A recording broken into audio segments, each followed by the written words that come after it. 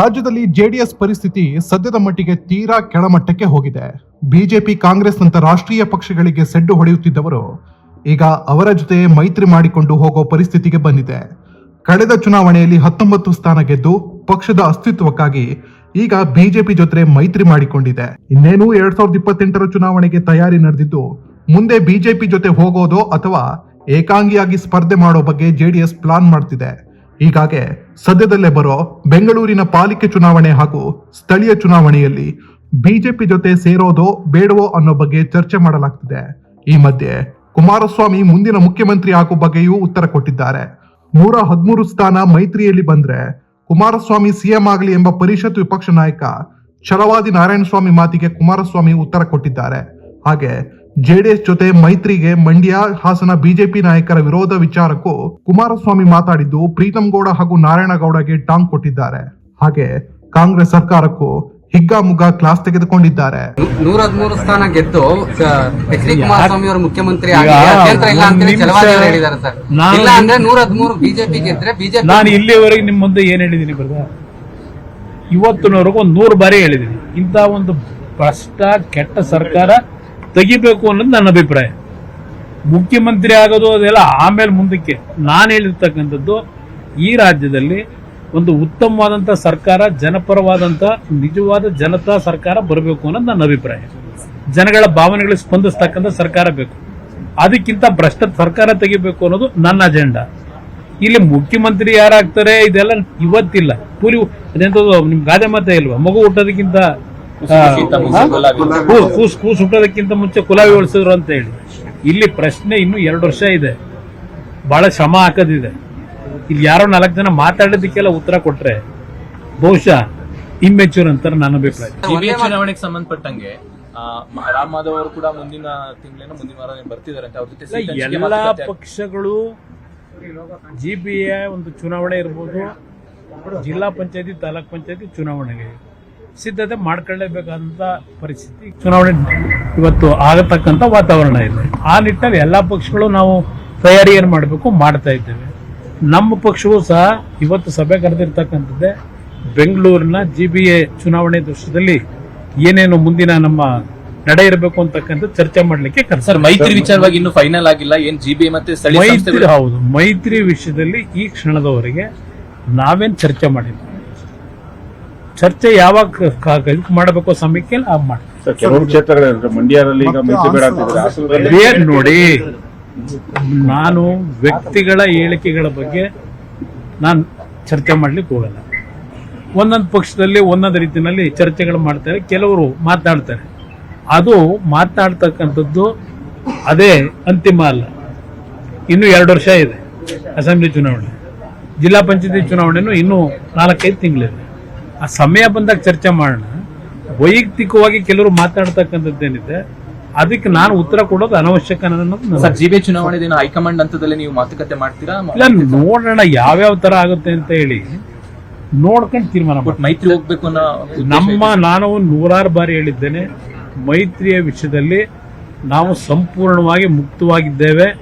ಯಾವುದೇ ರೀತಿಯಲ್ಲಿ ನಮ್ಮಿಂದ ಯಾವುದೇ ರೀತಿಯಲ್ಲಿ ಜನಗಳಲ್ಲಿ ಯಾವುದೇ ಒಂದು ಬೇರೆ ರೀತಿಯ ಒಂದು ಗೊಂದಲಗಳಿಗೆ ಅವಕಾಶ ಕೊಡಬಾರದು ಅನ್ನೋದು ನನ್ನ ಅಭಿಪ್ರಾಯ. 1000 ದಿನಗಳ ಸಂಭ್ರಮವೋ ಇಲ್ಲ ಅದಿಂತದೋ 1 ಲಕ್ಷ ಹಕ್ಕುಪತ್ರ ಕೊಡೋದು, ಭೌತಿಕಾತೆ ಮಾಡಿರೋದು ನೋಡಿದೀನಿ ನಾನು.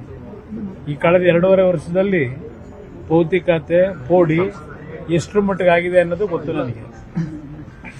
ಯಾವ ಮಟ್ಟಕ್ಕೆ ಮಾಡಿದ್ದಾರೆ, 1 ಲಕ್ಷ ಯಾವ ಹಕ್ಕುಪತ್ರ ಯಾರಿಗೆ ಕೊಡ್ತಿದ್ದಾರೆ, ಯಾರು ಗೊತ್ತಿರ್ತಕ್ಕಂತಾರೆ, ಯಾರು ಒಂದು ಜನಗಳಿಗೆ ಅದೆಂಥದ್ದು 6ನೇ ಗ್ಯಾರಂಟಿ, ಭೂಮಿ ಕೊಡೋದು 6ನೇ ಗ್ಯಾರಂಟಿ.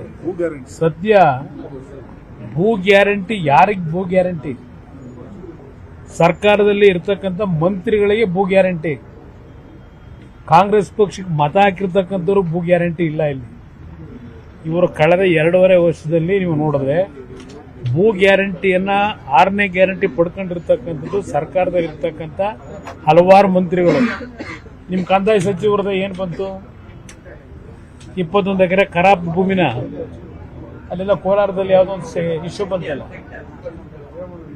ಇದು ಅದಕ್ಕೆ ಹೇಳಿದ್ದು ಈ ರಾಜ್ಯ ಸರ್ಕಾರದಲ್ಲಿರ್ತಕ್ಕಂಥ ಮಂತ್ರಿಗಳಿಗೆ ಏನು ಹೇಳಿದ್ರಿ ಇನ್ನೊಂದು ಭೂ ಗ್ಯಾರಂಟಿ 6ನೇದು ಅದು ಹೊರತುಪಡಿಸಿ ಜನತೆಗೆ ಇವರೆಲ್ಲೂ ಕೊಡ್ತಕ್ಕಂಥ ಪ್ರಶ್ನೆ ಇಲ್ಲ. ಈಗ ಅವನು ಯಾರ ಪಾಪ ಚಿಕ್ಕಬಳ್ಳಾಪುರದಲ್ಲಿ ವಿಷ ತಗೋತೀನಿ ಅಂತ ಯಾತಿ ಕೇಳ್ಕೊಂಡು ಕೂತವನಲ್ಲಿ ಇವತ್ತು ಯಾಕಿಂತ ಪರಿಸ್ಥಿತಿಗಳಿದೆ? ತಹಶೀಲ್ದಾರರ ನಡವಳಿಕೆಗಳಿಂದ ಅವನೇನೋ ವಿಷ ತಗೋತೀನಿ ಅನ್ಸತ್ರ ಅವರೇ ಕಾರಣ ಅಂತ ಪತ್ರನೂ ಬರೆದವನೆ.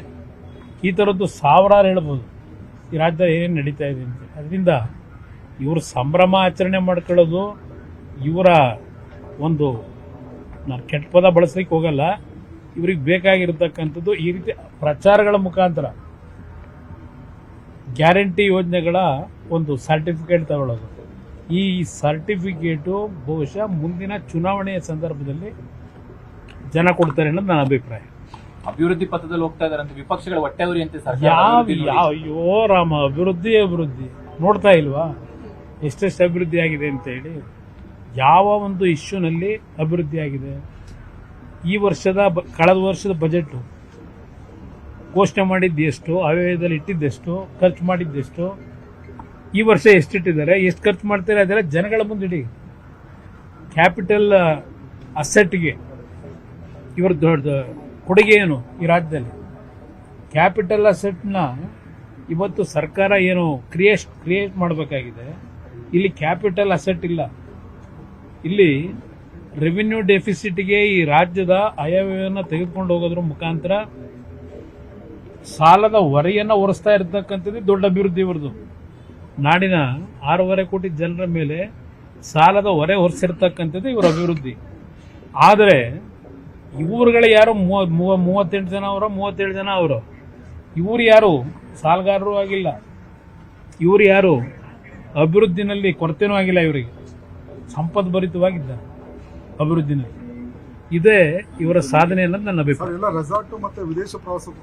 ಅದು ಎಲ್ಲಾದರೂ ಹೋಗ್ಕೊಳ್ಳಿ, ನನಗೆ ಬೇಕಾಗಿರೋದು ನಾಡಿನ ಹಲವಾರು ಸಮಸ್ಯೆಗಳಿಗೆ ಪರಿಹಾರ ಬೇಕು, ಅದ್ರ ಕಡೆ ಗಮನ ಕೊಡ್ಲಿ ಅನ್ನೋದು ನನ್ನ ಅಭಿಪ್ರಾಯ. ಪಾಪ ಅವ್ರು ಹೇಳ್ತಾ ಇಲ್ವಾ, ನಾವು ಸ್ವಲ್ಪ ವಿದೇಶಕ್ಕೆ ಹೋಗಿ ಇತ್ತೀಚಿನ ಹಲವಾರು ರೀತಿಯ ಒಂದು ಡೆವಲಪ್ಮೆಂಟ್ ಇದೆಯಲ್ಲ ಟೆಕ್ನಾಲಜಿನಲ್ಲಿ ಅಧ್ಯಯನ ಮಾಡ್ಕೊಂಬರಕ್ಕೆ ಹೋಗ್ತಾವ್ರೆ. ಏನ್ ಮಾಡಬೇಕು ಅಂತ ಹೇಳಿ ಅದರಿಂದ ಅಧ್ಯಯನ ಮಾಡ್ಕೊಂಡು ಹೋಗ್ರಿ, ಬೇಡ ಅಂತ ಹೇಳಕ್ಕಾಯ್ತು ಹೋಗ್ಬರ್ಲಿ ಸರ್. ಒಂದೇ ಮಾತರಮ್ಗೆ ಕೆಲವು ಮೌಲ್ಯಗಳು ಅಪೋಸ್ ಮಾಡ್ತಾ ಇದ್ದಾರೆ ಸರ್. ಅದು ದೇಶದಲ್ಲಿ ಈ ರೀತಿಯ ಒಂದು ಘಟನೆಗಳಲ್ಲಿ ಹಲವಾರು ರೀತಿಯ ಗೊಂದಲಗಳನ್ನು ಸೃಷ್ಟಿ ಮಾಡ್ತಕ್ಕಂಥ ಒಂದು ಶಕ್ತಿನೇ ಇದೆ. ಒಂದೇ ಮಾತರಮ್ಮಿಂದ ಏನಾಗಿದೆ, ಯಾರಿಗೇನು ತೊಂದರೆ ಇದೆ? ಒಂದೇ ಮಾತರಂ ಮಾಡಿದ ತಕ್ಷಣ ಏನು ತೊಂದರೆ ನಿಮಗೆ? ಇದರಿಂದ ಏನಾದರೂ ನಿಮ್ಗೇನಾದರೂ ಅವಮಾನನಾ? ಅದರಿಂದ ಇಂಥ ವಿಷಯಗಳನ್ನು ಹೊರತುಪಡಿಸಿ ರಾಜ್ಯದಲ್ಲಿ ಲೂಟಿ ಆಯ್ತಿದೆಯಲ್ಲ, ಆ ಲೂಟಿ ಸರಿಪಡಿಸೋದು ಹೆಂಗೆ ಅಂತ ನೋಡ್ಕೋಬೇಕು ಅವರೆಲ್ಲ. ಈಗ ಇಲ್ಲೆಲ್ಲೋ ತಣಿಸಂದ್ರದಲ್ಲಿ ಕೋಗಿಲ್ನಲ್ಲಿ ಏನೋ ನಡೀತಾ ಇತ್ತಪ್ಪ, ಅದೇನೋ ಸಾಬ್ರನ್ನೇ ಹೊರಗೆ ಹಾಕವ್ರೆ ಎಲ್ಲರೂ ಅಂತದ್ದು. ಇನ್ನು ಇಂಥದ್ದು ಕೊಡ್ತೀವಿ ಅಂದ್ರಲ್ಲ ಮನೆ, ಎಷ್ಟು ತಿಂಗಳಾಯ್ತು ಮನೆ ಕೊಟ್ಟರು? ಮನೆ ಕೊಡ್ತೀವಿ ಅಂದ್ರಲ್ಲ, ಯಾರಿಗೆ ಕೊಟ್ಟರು? ಇದಕ್ಕೆ ನೋಡ್ಕೊಳ್ರಪ್ಪ, ಒಂದೇ ಮಾತರಮ್ಮು ಅದಕ್ಕೆ ಗೌರವ ಕೊಡೋರು ಗೌರವ ಕೊಟ್ಕೊತಾರೆ.